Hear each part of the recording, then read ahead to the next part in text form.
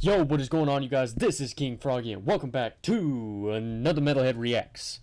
Today, I'm going to be reacting to Immortal Technique once again after a while.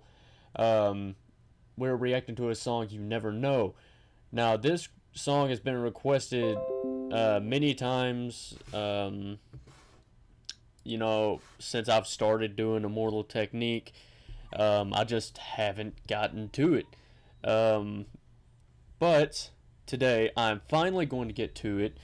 Plus, we haven't done Immortal Technique in a while, and I really wanted to get back into a little bit of Immortal Technique. Fuck off! I wanted to get back into get back into Immortal Technique because it's been a while, and I've missed, kind of listening to his stuff. It's going to be interesting going into this song though because I've been listening to the Gorillaz' new album all day, so I'm in a very chill mood. So this is going to be interesting to see because normally when I go into these, I'm, pretty attentive and everything. Now I'm pretty chill and stuff because I've been listening to the Gorillaz, so that's pretty cool. Also, if you guys haven't checked out the Gorillaz' new album yet, you guys should totally go check out some of their new songs because they are fucking great. Anyway, let's get into Immortal Technique, You Never Know.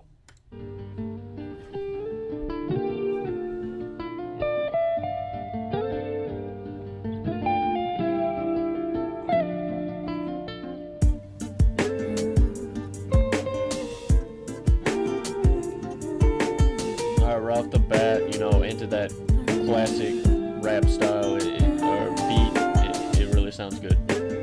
I like it so far.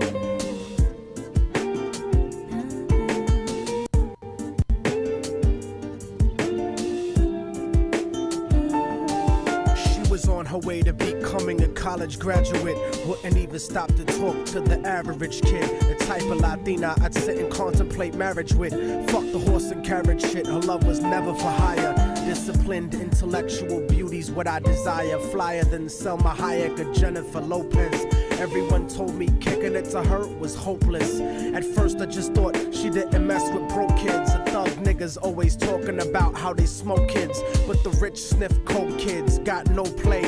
I'm not even interested what her body language would say. Everyone around the way gave up trying to get in it, cause didn't matter how good your game was, she wasn't with it. All the block bitches was jealous but wouldn't admit it. Talk shit and deny to everyone that they did it, cause they regretted the long list of niggas that they let hit it. And no one ever gave them shit except McDonald's and Diddick. Smoking weed with thoughts of envy whenever they lit it. She spoke intelligently and they bit it, always trying to copy, but when they tried to use her vocab they sounded sloppy. She had a style all her own, respectful and pure. I was sick in the head for her and there wasn't a cure. Okay, I'll pop it back because that's a hook. But wow. So he's talking about basically like back when he was younger, that there was a beautiful woman that was very smart and wouldn't just sleep around with everybody and all that, which is really cool because there's it's hard to find, it's hard to find people that actually put, what they're doing above a relationship or something like that. So it's really cool because that's what it seems like. It seems like she was putting her what she was training to do above all else, and that's pretty cool. That may change in the second verse, but so far, I mean, with today, I mean, like, even back when I was in school and stuff, if any people from where I am around or watching, I'm not specifically talking about you, I promise. I'm not specifically talking about anyone, but like even when I was back in school and stuff, like, it was hard to find someone that put intelligence and above all else, and they also didn't go around and sleep with a bunch of people just so they could make a person happy. Like, guys are pricks, all right? Guys are dicks, I will admit that, because, I mean, a lot of them automatically expect or want or say how they need, you know, sex or something just to get by and stuff. And I can't say anything. I am guilty of this. I used to be bad about it. Um, Not so much anymore. I don't really, that's not what I look for. But, you know, I mean, that's a big problem today, especially today, because it seems like it just spreads over to younger and younger people. I'm talking about like 12, 13 year olds, you know, losing their virginity, and it's like, you know, that's crazy. Um, anyway, let's keep going. Let me back up a little bit. That way we don't miss the chorus because that sounds pretty. Jean Grey, I don't know who that is. I don't think I've ever heard her. Let's check it out. Respectful and pure, I was sick in the head for her, and there wasn't a cure.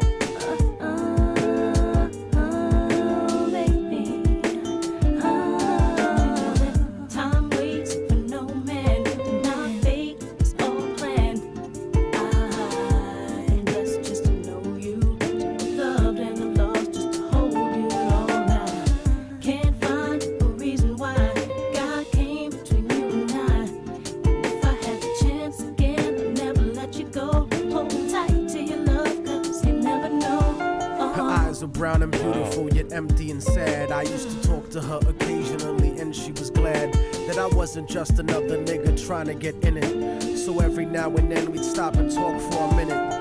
I didn't have a gimmick, so the minutes turned to hours. On her birthday, I gave her a poem with flowers. Then I took her out to dinner after her cousin's baby shower. We talked about power to the people and such. We spent more time together, but it was never enough. I never tried to sneak a touch or even cop a feel. I was too interested in keeping it real, perfectly honest and complete. She would always call me cariño and never technique. Bought me a new book to... Okay, I'll back it up. But the reason I'm stopping it there is because of that first half of that verse. That seems to be a thing that is painfully lost today. And... Stop it. But that seems to be a thing that is painfully lost today. The power of conversation. Like, even I'm guilty of this one. Like, I probably barely talk to people that much anymore. I mainly just text or something. But I mean, like, even when you're out in public and stuff, like on a date or something, a lot of people don't really, they're hoping they may go out on the date because, you know, they really like the person they're with, or they may love the person they're with, or something like that. But in the end, they're like, ooh, maybe at the end of this date, I'll be able to get some, or something like that. You know, I mean, that seems to be a big thing that's lacking today, because, you know, people don't sit down for hours at a time and talk. Like, even I, up until recently, I didn't even do that. Like, you know, I would talk a little bit, and then I would go out, but, like, as of recently, you know, I've actually been talking to people, and it's pretty cool, because, I mean, I'll talk to, you know, my girl for hours and hours, and it's really cool to be able to sit down and actually talk to someone for that long, you know. And also, like, on her birthday, I gave her a poem with flowers. Then I took her out to dinner after her cousin's baby shower. We talked about power to the people and such. We spent more time together, but it was never enough. So, I mean, like, he really just wanted to spend time with her, you know? And, like, I mean, poem and flowers, I mean, when was the last time that's ever happened? I mean, actually come up with a real poem, you know, and gave her some flowers and took her out to dinner. I mean, seriously. You know, most of the time today, you know, yeah, you might take her out to dinner, but, you know, that's about it. Nobody really goes with anything like that's from the heart anymore, and it's kind of sad.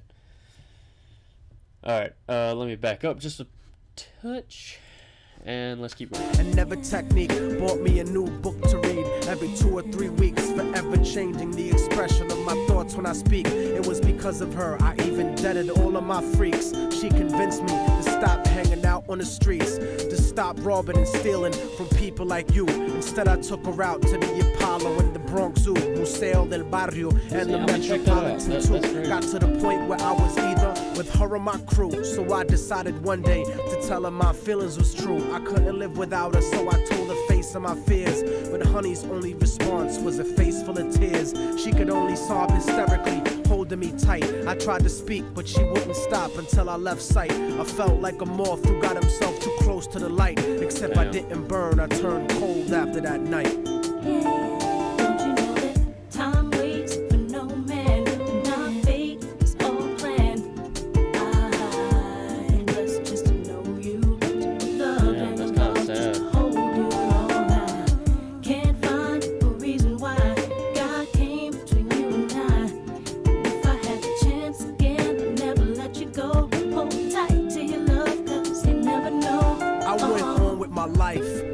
In my career, ended up locked up like an animal for a year, where the COs talk to you like they were the overseer. Then I got sent to the hole when my exit was near.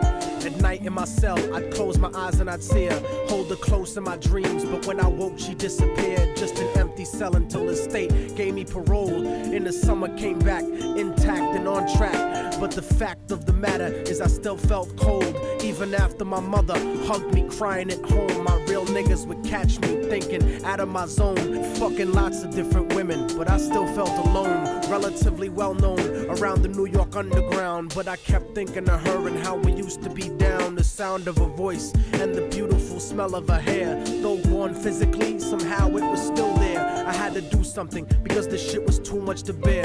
So I went and visited the building where she used to live. The world looks a lot different after you do a bid. Your way of life done changed while primitive minds are still stuck in the same game. Like her cousin who was on the corner slinging cocaine, stepped in the lobby and tapped the button next to her last name. Her mom buzzed me up and hugged me up like a mother order, but her facial expression changed when I asked about her daughter.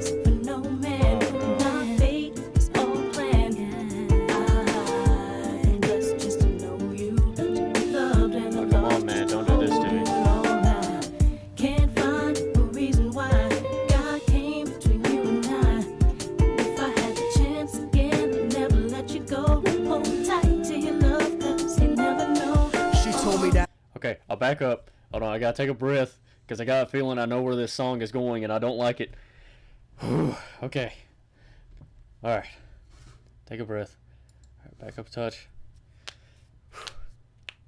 Alright. Gotta prepare myself for it. Alright, let's go. She told me that there was a note for me that was left behind, and she had left it there waiting for such a long time. I was inclined to ask about it, but she brought it up first. I saw a tear swelling up in her eye, and then she cursed. She told me where the letter was, and I started thinking the worst. Reversed my position, stepped over and opened the door, and sure enough there was an envelope with my name on the floor. Nobody loves you more than me, cariño's what the letter said. By the time you get to read this, I'll probably be dead. But when you left in 97, a part of me went to heaven. I thank God at least I got to know what love really was. But it hurt me to see what true love really does. Cause even though we never made love, you were all that there was. It was because I loved you so much that I had to make you leave. You made me doubt the way I thought. You made me wanna believe. And then I slipped up and I let you get close to me.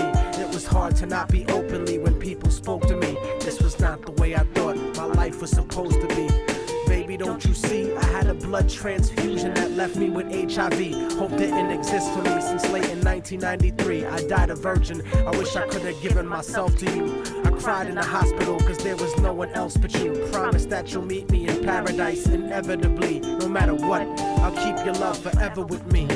What happened for the rest of the day is still a blur, but I remember wishing that I was dead instead of her. She was buried on August 3rd. The story ends without a sequel, and now you know I technique. Don't fucking fall in love with people. Hold the person that you love closely if they're next to you. The one you love, not the person that simply has sex with you. Appreciate them to the fullest extent, and then beyond, cause you never really know what you got until it's gone.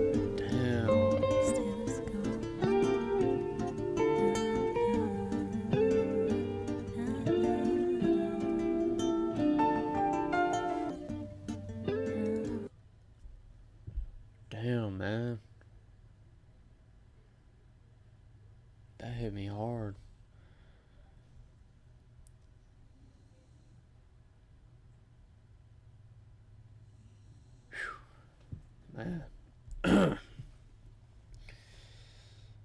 Appreciate them to the fullest extent and then beyond, because you never really know what you got till it's gone.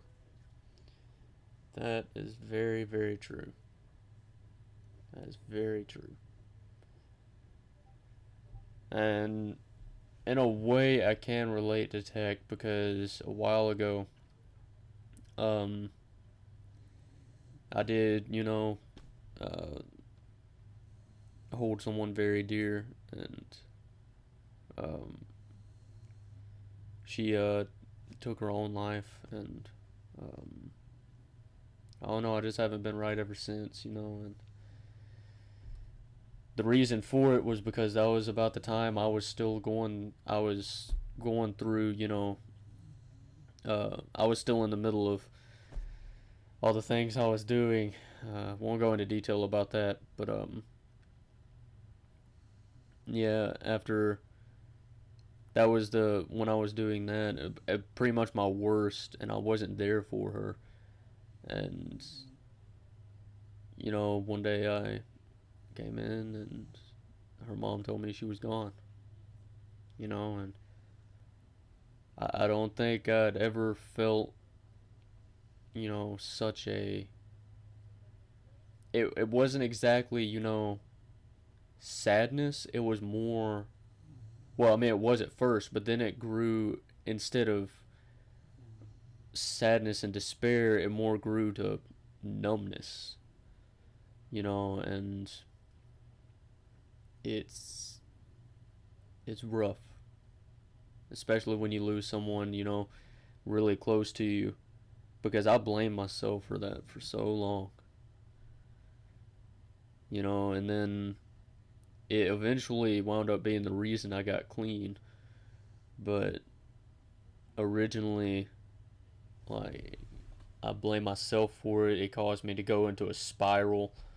I was already at the bottom. I didn't think I could go lower. I definitely could. But that in a way it kind of helped me get to where I am today. You know, it's crazy. Anyway, um, as for the song, as usual with Immortal Technique, his lyrical style is fantastic. The beat and rhythm go phenomenally with the song. Jean Grey, apparently came from X-Men over to singing, so that's pretty cool. um, beautiful voice, beautiful voice. Um, oh yeah, one more thing. If any of you guys, like, a few days ago, like, I think it was Monday or Tuesday, I actually got a message on my Facebook from someone that, like, made my day. I mean, I got a message from one of you guys on Facebook, asking how I was doing and everything, so I was really cool. I'm going to leave a link to my Facebook and Twitter down below if you guys, want to get in contact with me or anything like that. That's the best way to see, what's going on in my life or anything like that, you know, because I want to start trying to at least get more active on at least, Twitter or something. Um, but yeah, so I'll leave a link to those down below. You guys can go check it out if you want to. Also, my Patreon's down there too if you want to check that out. And thank all of you so much for watching. If you enjoyed it, be sure you hit that like button. Be sure you subscribe if you're not already. And I will, of course, see all of you guys in the next video. See ya.